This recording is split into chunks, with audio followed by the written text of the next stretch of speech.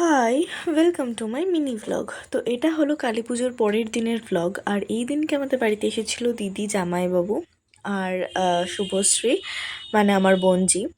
তো আমরা ভেবেছিলাম যে কাছে পিঠে যে সমস্ত ঠাকুর আছে সেগুলোই আজকে দেখবো, কারণ কি আমাদের কাছে পিঠে যথেষ্ট সুন্দর সুন্দর কালী পুজোর থিম বেসড প্যান্ডেল হয়। তো ফার্স্টে আমাদের 3 নম্বর গেটের এখানে সব ঠাকুর দেখেছিলাম।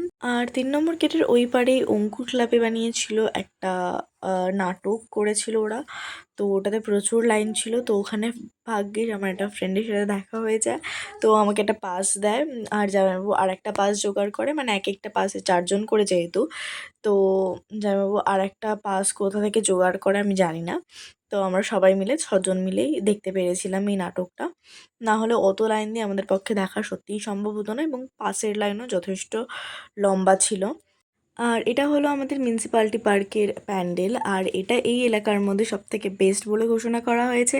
আর সত্যি এটা খুবই সুন্দর হয়েছিল, মানে পুরো সাউথ ইন্ডিয়ান থিমে করা হয়েছিল, খুব সুন্দর হয়েছিল। আর এ হলো শুভশ্রী, দেখে মনেই হয় না এ আমার থেকে ছোট, বাট হ্যাঁ আমার থেকে অনেকটাই ছোট। তো আমরা সবাই মিলে আইসক্রিম খেয়ে নিয়েছিলাম, ফুচকাও খেয়েছিলাম, কিন্তু তার ক্লিপটা নিতে আমি ভুলে গেছি।